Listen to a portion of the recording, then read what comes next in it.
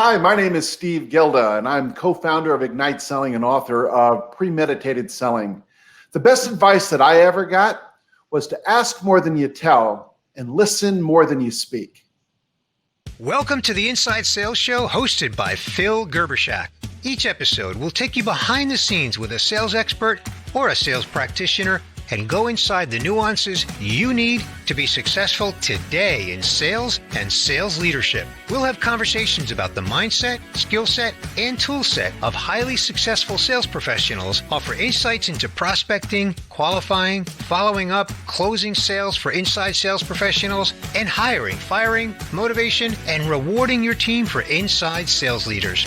And we will find out what's working and what's not working for inside sales pros right now. And now, here's your host of the Inside Sales Show, sales speaker, sales trainer, and pinball wizard, Phil Gerbyshak. And what's up, everyone? I hope you're having a great day. Hey, so today, we're going to be listening, we're going to be talking, we're going to be asking lots of questions. My pal, Steve Gielda. What's up, Steve? How are you, man? How you doing, Phil? I'm doing great. Thanks for having me today. Heck yeah, man. So glad that you're here. So let's start out with the best advice you got there. So listen, ask, tell me more, man. How's that serve you?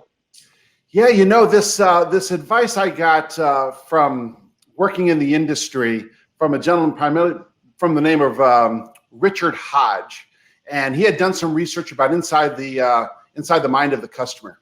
And one of the things that came out of that book was ask more than you tell and listen more than you speak. And if you really think about that practical application, not only is he only good for sales people to obviously ask more questions, listen, but it's also great for managers because sales managers often don't do the fundamental things that we expect salespeople to do. And that's ask more than you tell and listen more than you speak. And frankly, Phil, I don't know how long you've been married, but it's also probably not bad marriage advice either. Yeah, and sometimes it's good parenting advice too, because kids very will good tell you parenting crazy advice. stuff, man. Absolutely. Yeah, for sure. Absolutely. For sure. Yeah. So let's dive into the leadership piece of that before we talk today about accelerating revenue, because I think it's important when we talk about leaders. I remember when I first became a leader, I made the mistake of thinking I knew everything. And I went to a conference and learned like 75 pages worth of stuff. And I came back thinking I was going to change the world. And boy, was I wrong. Did you ever have an experience like that, Steve? Or were you smarter than me and you learned it on the fly? No, you know what? I've been in sales now. It's hard to believe for probably close to 35 years. And it's a journey. It's an absolute journey. It's great that we go to conferences and we go to training events and we learn new ideas and new things. But you know what? It's an ongoing process. So I don't think top salespeople or top sales leaders ever stop learning. It's a constant journey. Yeah, I agree with that. I think it's definitely a constant journey. We have to keep learning that. It's interesting, though, that a lot of times going from salesperson to sales leader doesn't work. Why do you think that is, Steve? Aren't they the same skills? Yeah, you know what? Many of the skills are the same if they're applied properly. But from our experience and from my personal experience, managers often are not properly prepared. What many organizations are doing is they simply take the top performing sales representative and say, hey, this dude can sell or this gal can sell, and they're going to throw them into a manager's job without properly preparing them on how to become an effective coach. If you think about it, the skill set as a coach is very different than an individual contributor. So now all of a sudden I go from being the top rep in the company, now having to manage a group of 7 or 8 people. Some people are strong performers, some people are probably not, and you got probably some people that are in the middle. The question becomes is, what do you do with these individuals? And too often what managers simply become are super salespeople, super sales closers. And they step in and they help their people sell. Well, that's not what a good manager does. A good sales manager understands that their number one job is to develop their people. We always say that you know you're a good sales leader when in fact you have a team of individual contributors that are succeeding in absence of you. So have you made yourself independent? Have you made your team independently successful? Have you made yourself almost obsolete? If you've had, guess what? You've probably done a pretty good job of becoming a good sales manager. Wow, that's so interesting because so many times, Steve, I've seen what you said at the beginning that is not the mark of sales leadership, right? That you swoop in, yay, I'm here to save the day. You fly in, yay, the deal's closed, and then Right. fly out. And it's like, I don't know that that's sales leadership at all. In fact, I would say that's treating your team like they're dependent children upon which without you, you can't ever close any deals. I think you're right. It's also not sustainable, is it, Phil? I mean, if you think about that, I mean, it's really not. And if you sit back and you look at when sales managers have significant turnover, okay, it's often because they have not developed their people into these successful independent people. Instead, what they've done is always relied on their manager. And all of a sudden, you start wondering, why do I have turnover? Now, sales managers constantly become this, their biggest role is hiring new salespeople. And it's simply because they're not helping the people develop to the point where they can succeed on their own. Yeah, I think so. And I think your point about coaching is so well taken because if all we think about is player and then manager, and we miss that coach, we miss a lot there. So talk to me about the role of coach as it relates to helping our sellers sell more effectively. Well, if you really think about it, the biggest obstacle to sales managers today is time. And they just, coaching is one of those things that gets put off to another day, and it never actually gets done. And so to help organizations succeed in helping their managers coach better is that there needs to be some accountability. But it starts off with senior level managers so that they are putting the best practices and processes in place that make room for coaching. It's not about giving your managers more paperwork or more things to follow up on. Allow them the opportunity to coach. That's kind of where it begins. But once the manager has been given the freedom to spend their time developing their people, then it simply comes down to helping the managers do a better job at that fundamental coaching. And we look at coaching kind of in two buckets. One kind of the role of a sales coach is to coach those strategy skills. How do you help your people think and execute more effectively? Are you challenging the assumptions that they're making before they go into the account? Are they talking to the right people? Are they exploring the decision criteria? Do they understand how they're quantifying the value? How are your people thinking about this opportunity? That's kind of the strategy coaching. And then you have what we call kind of execution or tactical coaching. And that's the other part of the job. And that's what we do when we're sales leaders and we're out in the field with our sales team, or maybe helping them prepare for a sales meeting, a critical sales meeting. It's all about helping them execute upon that strategy more effectively. So when you look at the role of a sales coach, not only do you need to be given the time from your sales leadership, but you need to understand that your job as a sales coach is looking at both the strategy aspect of the job. How do you help your people think more strategically? And then how do you help them execute more effectively when they're actually on the job? And that doesn't even include all the other aspects of a sales manager's job, which is conflict resolution, better compensation conversations, all of that other kind of stuff. We're talking about one aspect of their job, which is sales coaching. Wow. But that's a big aspect, right? That's the one that actually drives revenue the fastest. It's more important than the reporting. And in many cases, it's more important than the hiring, because if you get the right people and you train them up and you coach them up, they can succeed, right? So let's talk about that as it relates to revenue acceleration, Steve, because I think that's an important thing here. A lot of times we talk about the time investment of coaching, and it takes time. But so what? Like, how does that help revenue acceleration, Steve? Yeah, I think, when you're looking at revenue acceleration, it really kind of starts with process. We often find that revenue has a difficult time of accelerating to the full degree that it could because the organization lacks the proper process in place. So whether you call it a funnel process, a pipeline process, or a sales process, we all have different stages that a sale goes through. And are we really examining where do opportunities stall? Is it in the early, middle, or late stages? Well, our research shows that 58%, almost 60% of the opportunities typically stall somewhere in the early to middle stages. Now we have to ask ourselves, why? What's causing these opportunities to slow down? We had the momentum, we had the client who was interested in wanting to have a conversation with us, and all of a sudden things started slowing down. And we have to kind of find out why. Well, when we kind of unpack that here at Ignite Selling, what we begin to kind of find out is that there are things that sales representatives didn't do in the early part of the process, and managers aren't holding them accountable to that. And it's not that they don't know these things are important, because if you ask a sales representative, do you believe that it's important to begin to develop a proactive strategy to neutralize your adversaries? Any smart salesperson is going to say, well, of course, it's a good idea to try to find a way to leverage my advocates to neutralize my adversaries.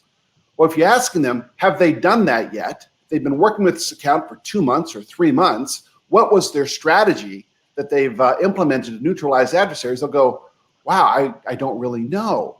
And that's because it wasn't kind of developed into the plan, into the process, into the funnel management system.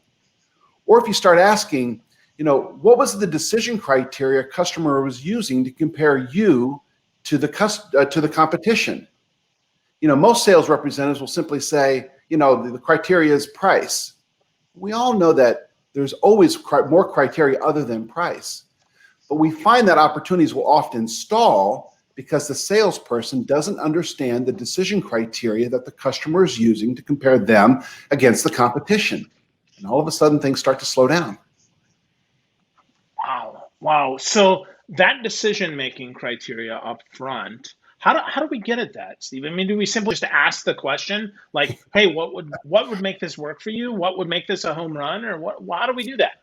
I think it starts a little bit before that, because we could get that information from somebody that really doesn't have the proper authority to make this kind of decision.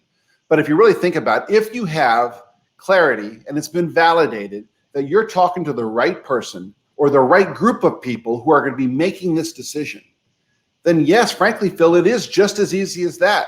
We look at it as kind of 3 steps. Step number 1, ask the customer, what's the decision criteria that you're using to compare us against the competition? They're going to tell you things such as price, things such as ease of use, things such as your experience in the industry, things such as your serviceability or reliability of your product or your solution. Well, that's all great. Now it's important to kind of ask them, now that you've kind of given me these 5 criteria, the second step is asking them, how do you rank that criteria from most important to least important? Guess what? You might be surprised to find out that price isn't always the number 1 most important criteria. Maybe what the customer is really looking for is they want to partner with somebody that has experience in the industry. And if you're not talking about your unique capabilities and how you've been able to serve their industry for the last umpteen number of years, you're missing the boat. So second question is find out what is the decision, what's the order of that criteria? And finally, the third question that you have to ask is, how do you think my company stack ranks against the other competitors that you're talking to, the other vendors you're talking to? Are we better than the competition when you're looking at industry experience, worse than the competition, or somewhere in the middle? And yeah, it's okay to look at all 5 of those criteria. Let's take a look at our reliability. Do you think that our product is more reliable, less reliable, or about equal to the competition? If you don't understand the answer to those 3 questions, what is the decision criteria, how do they rank it, and how do they perceive you, you really are, then you start to wonder, why is this opportunity being stalled? Or more importantly, why did you lose it? It's not because you lost it because of price. You lost because you were outsold. Wow, that's so powerful. I mean, that last question, I think many times our sellers are afraid to ask that question because they don't want to know the answer, right? They're like, well, you suck and it doesn't rank well at all. And so they don't ask that question because of that. But why aren't our sales leaders, why aren't they empowering our teams to ask those questions to get them better? I mean, does it take too much time, or what are you finding, Steve? Because I know at Ignite Selling, you do a lot of this coaching and a lot of this training. Talk to me about that.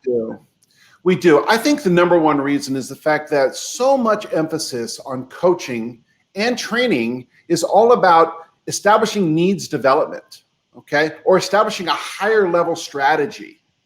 And as we kind of play somewhere in the middle. Yes, it's important to understand what your customers' needs are. No doubt about it. You have to understand, where does your product fit? And what are the business objectives that you can help this customer overcome or improve upon? And a lot of training and effort and coaching is put in that whole needs development space. But I really believe that the missing link in many organizations is the fact that managers are not challenging the assumptions or the critical thinking of their salespeople. They're making assumptions that, hey, my people understand, kind of who's involved in the decision-making process. Well, are you assuming that, or do you know that for a fact? Maybe a good question might be is, which of these top 3 key influencers truly align to our value as opposed to the value of our competitors? You knowing who's involved in the decision-making process, and you knowing who truly values your unique capabilities over the competition is a very different question. So managers really need to begin thinking about, how do they challenge the assumptions of their salespeople in order to avoid opportunities from slowing down or stalling, or opportunities getting lost altogether. Wow, that's right on. And that's so hard for so many to execute because they've not been trained in that. As a sales manager, I mean, I'll tell you, Steve, those aren't a lot of the questions that I've been asked when I was selling things. Those are, to your point, right? Great discovery questions to identify those. Yeah. Often we don't rank them, or sadly, we often think that we are in a category of one and we don't have any competition. And therefore, we don't ask that, right? We're like, well, we're competing against nothing. But right. Nothing is a strong competitor. So how do we accelerate that, Steve? I mean, we want to talk a little bit about revenue acceleration. How soon should we ask that? And how do we make sure that we don't get fake authority, people that don't really have authority, but that pretend to? Yeah, I think, I'm going to go back to process. Sales representatives will often do what they're reminded or held accountable to doing. And so when we're working with clients, we work with them to take the titles of their funnel, each stage of their funnel or pipeline process. Many clients of ours are using some kind of a CRM system, and they all have some kind of several different stages. The challenge becomes is those stages are often blurry. If you ask 5 sales representatives, what are the critical milestones or the gates that you need to accomplish to move an opportunity from, say, whatever you're defining as stage 2, to which say is maybe qualify, to stage 3, which might be propose or demo, the answers are very blurry. And so the better that those stages are defined, the more articulate that they are clarified, the better off you're going to be in helping your sales team make sure that they are doing the things that matter most. So for example, I love that you stated, Phil, that it's important to validate some of those critical things that you're learning. Let's face it, a sales process in many complex sales isn't something that happens in a week or 2 weeks. Many complex sales go over several weeks, several months, or maybe even several years. But let's just kind of take the average. Let's just say a sale is going to be going over several months before you have, from the initial introduction to the time you get the contract signed, takes a few months. Things change throughout those months. New influencers could be coming into the picture. Those influencers that you think you had on your side, guess what? Competition maybe has come in and started speaking to them, changed their opinions, changed their mindset. So therefore, we have to constantly validate that what you've learned in the early part of your sales process is in fact still true in the middle and the late stages of your sales process. For us to assume that our advocates, our champions that have stated that they want to support us will remain our champions in 30 days from now is a pretty dangerous assumption. That therefore assumes that your competition's just given up. Your competition's no longer trying to talk to those individuals that you're speaking to try to win them over. And we all know in a complex sales environment, that's just not true. So one way to make sure that we're accelerating revenue is to make sure that we are validating the data that we've captured in the early part of the process later towards the middle and towards the end. Let's just take an example. Let's suppose for a moment that in the early part of the process, one of the things you found out is what the strategic initiatives are of your customer. Your customer says that they have some critical business initiatives, that maybe one of their strategies is that they want to penetrate their market better. They have identified that maybe the top 40% of their customers are only using 20% of their product portfolio. So therefore, their strategy is to go deeper and broader into their accounts. And you have products to which can help them do that. Well, that's great. If you're talking about that in the early part, you understood what the business initiatives are of your client, you've aligned your capabilities to it, and now guess what? We go through a couple of months. Maybe there's another initiative that has come up, and maybe it's equally as important, or maybe even worse, it's more important than the initiative that you're aligned your solutions to. The question comes is, can you help them with this other initiative? Have you even asked them about it? Or have you assumed that because you've heard them 30 days ago talk about the key initiatives, that those are the same initiatives that are maybe 60, 90 days later? Or are the influencers the same? The same influencers you spoke to 30 days ago are the same influencers who are going to be involved. Are you assuming that the people that you're spoken to haven't decided to bring other people into the picture? It's a dangerous assumption. Maybe you need to kind of find out and validate every now and then, are those people kind of coming in? So I think it's constant validation, Phil. Yeah, I was, as you're saying that, I'm just thinking about some of the deals that I've been on. Whenever they extend over 30 days, we have to revalidate. We have to make sure that things happen, because a lot of meetings happen once a month, right? I mean, scheduled meetings happen, strategically as a board of directors, they maybe meet once a month or every other month. So we have to validate that. So in some ways, slowing down to revalidate will help us speed up and accelerate that process, because once we get okay, Steve's the guy, now I can move faster. Or if it's nope, it's now Sally. Well, now I can, okay, Steve, can you introduce me to Sally? Because I'd like to make sure that she's on board with this too. Yeah. That you're spot on there. That phrase, slow down to speed up, is being used by so many of our clients, because when we start building in process and we have these milestones in each stage, the initial reaction from that is, oh my gosh, I can't believe I've got to accomplish these 4 things in every stage. But you know what? When you slow down and you look at what these milestones might be, slow down for the intent to speed up. Not only are you accelerating the sales process, your customer's decision process, but you're also accelerating revenue capture. So it's really important to make sure that we are following a well-defined process, and when we're validating those milestones, those things that we did in the early stage, we're validating them in the middle stage, and then we're validating them a little bit later on. Make sure that things haven't really changed. Well, and solving the right problems and the most important problems and the most pressing problems, so that something else doesn't leak in. That's where scope creep ends up happening, because we think we're solving for A, and really it's C, and somewhere in the middle is B, is where we're dinking around, and we don't get to the real heart of it. And then we wonder why at the end we're like, well, why did we get ousted? Well, because you aren't even solving a problem that's anymore a problem. That problem got fixed with something else. Correct. Why didn't you ask me that question? So that's really fascinating that you talk about longer sales. Particularly the longer sales cycles, right? I mean, you're probably not a victim of that scenario if in fact your sale is a 3 or 4 week sales process, right? The buyer's decision process is only 3 or 4 weeks. But if it is in fact 9 months, 12 months or longer, to your point, Phil, what you just said, oh my goodness, there could be any number of things that could potentially come in and impact that. If you're not aware that your customer was acquired by somebody else, and you're only keeping these blinders on, talking to those 2 or 3 individuals and not recognizing that, hey, guess what? They just acquired or were acquired by somebody else, you're really missing the boat.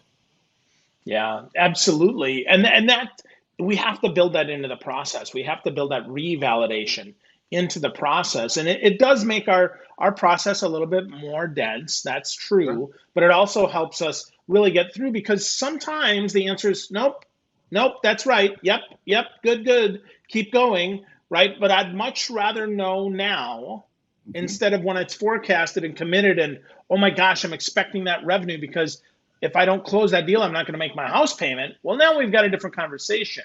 Now we've got some big challenges. Now my sweetheart is like, dude, what's up? Like, how'd that happen, right? Not to mention my boss is going to ask those questions, right? So how do we help them? How do we help sales professionals push back on their leaders who say, no, you got to pull it into this quarter, Steve. It's got to be done now. We gotta speed that up. But how do we accelerate that? Well, I think it's a team effort. I really do. I think that the better communication that a manager and a sales representative has obviously is going to help that. But also making sure that we're following a consistent process so that if in fact we have a well-defined pipeline process that is clearly articulated by a set of milestones, what we begin to find out is that sales managers begin having regular coaching conversations with their sales team around their ability to accomplish those milestones. And the manager is challenging the assumptions and validating along the way that those milestones have in fact been done effectively. And by doing that, what we often find out is that where a sales representative believes maybe this is in stage 5 out of 6 stages, a good manager will go back and examine and re-examine some of those milestones in the early stages, come to find out that this opportunity isn't in stage 5, it's probably in stage 3. And it simply is about holding your sales team accountable to following the milestones that are in that particular part of the sales process. And it takes about 4 to 6 months of a manager holding a sales team accountable to those particular milestones, asking the right questions to ensure that they were done properly. The rep just didn't check the box, and holding them accountable. And what you begin to see is improved sales forecasting. We've worked with clients right now, Phil, where Ignite Selling has come in and we have implemented this process, and we've seen an uptick in sales forecast accuracy in greater than 70%. So Wow. Think about what that means to a senior sales leadership or maybe a group of stockholders, that they know when an opportunity hits stage 4, that there is a 82% chance they're going to close that sale. And that number is accurate. And so those numbers really mean something, but those numbers only get to that level of accuracy through the effective dialogue between a sales rep and a sales manager and having clarity regarding have those particular milestones been accomplished. Yeah, and documenting that they actually happen, right? I mean, that's Right. the hardest part. I think a lot of sales professionals are like, well, I don't want to use the CRM. They're just checking up on me. In reality, putting information in helps you see what you need to revalidate. It helps you have that information that actually helps your manager coach you. Because if you're always missing this step, this piece, well, now I know where you need help. Now I can have a real conversation with you as opposed to, well, looks like you lost another deal, Phil. Good work. Well, we find that when we have that sales process well defined, that becomes the best coaching aid for any manager. Because think about it.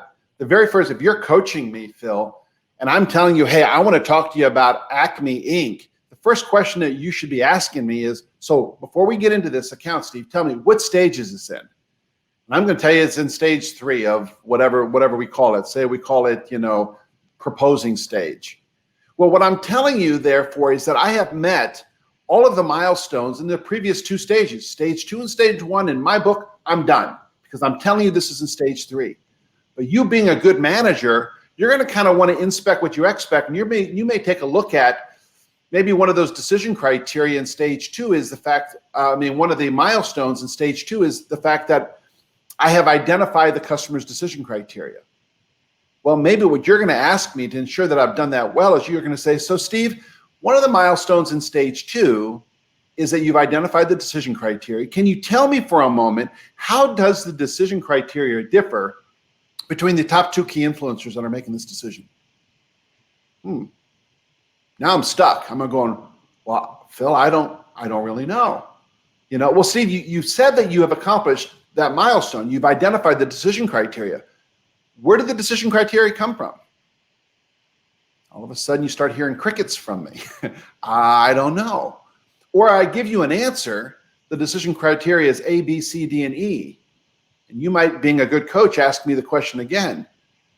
Who have you validated this decision criteria against? Because I understand there's a committee making this decision, Steve. I'm going to go, yeah, you're right. So I only got this from Tom. Is Tom the only one who's involved in this decision? No. Has everybody agreed that this decision criteria makes sense? Or is this only Tom's opinion? Yeah, I don't really know. So it comes from that type of questioning, Phil, that managers really need to become better skilled at. And once they start doing that with their sales reps on a more regular basis, the sales team becomes more accustomed that, hey, I'm going to get this question from my manager, and I need to be better prepared for this. It's not about checking the box that I understood the decision criteria. It's, do I really understand the decision criteria of all the key influencers being involved? Right? Well, and that helps me close the sale, right? I mean, that's the key. Right. Because when I can come back and say, well, Steve, you said that according to Steve and Tina and Joni, these were the criteria, and you agreed that they were in fact met.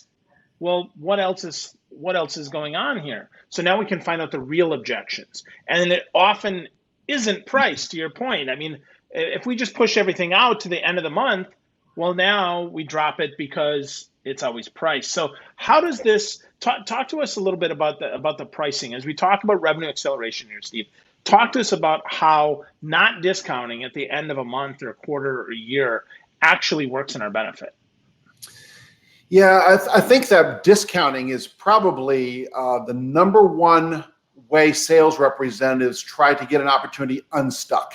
Okay, so if there's an opportunity that's stalled, or somebody's not calling you back, or whatever the case might be, the number one kind of tactic is, hey, let me offer them some kind of incentive. It doesn't necessarily need to be a discount, but let me offer some kind of incentive that gets this opportunity unstuck. Unfortunately, in many cases, it is a discount, which drops the margins of that overall sale. And so the better off that we understand what that decision criteria is and where does price rank in that importance comes the clarity regarding what is it that I need to do to try to help close this business. Maybe it has nothing to do with price, but what it has everything to do is with delivery. Maybe what they're really looking for is somebody who can provide a solution that provides a just-in-time inventory because they don't want to hold that holding cost of inventory in their warehouse. Could that be, construed or extrapolated into investment or price? Sure, it could. But you need to listen to your customer's decision criteria. And the better you understand that customer's decision criteria, the less likely what you're going to find out is that you don't have to offer price concessions as a way to help close that deal. We did a study with a client back in 2017, and it showed that 68% of the time price was never in the top 3 decision criteria. Think about that for a moment. It was never in the top 3. So what was the decision criteria? If you ask most of those customers to that sales reps, they'll give you some kind of an excuse. It was around ease of use or reliability. But the reality of it is they didn't know. And too often, they call it ASP. Their average selling price was taking a hard dip. And it was because they were discounting where they didn't have to. Wow. That's so interesting. We don't get because we don't ask, not because we didn't discount. I think that's really a good lesson there for all of us as we're thinking about sales. I mean, that doesn't speed things up. If price wasn't the decision, you drop your price to 0, it still doesn't help you any. Right. You have to find out what would it take, Steve, to get this deal to close, and finding those questions out from all decision makers helps us make these deals faster, right? Yeah. Well, you kind of think about it, just to kind of summarize a couple of key points here. What we have found is ways to make sure that we are accelerating revenue. If we break that down between my responsibility as an individual contributor, a sales rep, or a manager. From a sales rep standpoint, the earlier that I understand who those key influencers are, what do they think of me as opposed to my competition, what are the critical business metrics they're trying to improve, and what's the criteria that they're using to select a partner to support them, you're going to be better off at really accelerating that sale quicker, because the quicker that you can help that customer have success, the quicker you're going to have success. But that stems from making sure you're getting in front of the right people at the right time with the right message. From a sales leadership standpoint, it's all about making sure that our salespeople are validating the data, that what they've heard isn't simply they're taking it as fait accompli. It's not just the beginning and the end. It is what you have to constantly come back and validate that. So therefore, to support that, you need to make sure you have a well-defined process, articulated by a set of milestones, hold those people accountable to those milestones, and you'll find your revenue starting to accelerate as well as your revenue start to grow, because their opportunities are not going to get stalled as often, and people are not going to be looking at price as a concession or as a way to get an opportunity re-accelerated again. So, wow, great wrap up, Steve. So if you were to give people one more bit of advice as they're starting along this revenue acceleration journey, what would be the last thing, or maybe the first thing that you'd tell them? I would probably say the first thing that I would do if I was working for an organization that have a strong desire to want to accelerate revenue is to make sure that your CRM process, your funnel management process, your sales process, your pipeline process is clearly articulated in a way that simply everybody understands what must happen to move an opportunity from, say, stage 2 to stage 3. And the way that you can validate this internally is simply go talk to 5 people in the organization that are responsible for revenue generation and ask them, how would you define the critical steps or actions that need to be taken to move an opportunity from stage 2 to stage 3? If you get 3 or 4 different answers, it's probably not clearly articulated. So make sure that each stage of your sales process is clearly articulated, that everybody understands that they must accomplish these 3 or 4 things in each stage before they can go on to the next. And then it's simply about holding yourself and holding your team accountable to make sure they're accomplishing those things that we all agree upon helps us accelerate revenue. I love that, Steve. Accountability to doing the right things at the right time for the right reasons to help us accelerate revenue. Great stuff, man. Great stuff. So, Steve, we know people can go to igniteselling.com to get more from you, but remind us of the title of your book so folks can get a copy of that and learn some more. They can go to Amazon, to find the book. The book is called Premeditated Selling. And I am an apologist for the title of our book. But we were kind of handcuffed by the publishers.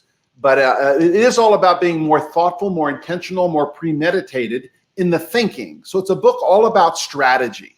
It's a book that really helps people examine, are they being more intentional, more thoughtful about the thinking that goes into effective selling. Awesome. Premeditated selling, folks. Get a copy. Learn more from my friend Steve Gielda about revenue acceleration and a whole ton more at igniteselling.com. Steve, thanks so much for making time for us today. This was great stuff, man. I can't wait to listen to this again. Thanks for having me on. I appreciate it. My pleasure. You've just gotten the inside scoop on the Inside Sales Show, hosted by Phil Gerbyshak. For more content like this, visit InsideSalesShow.com, or to never miss an episode, subscribe on iTunes, Spotify, or wherever you listen to your podcasts. Your mileage may vary. Past performance is not indicative of future results. Don't forget to tip your waitress. See you next time.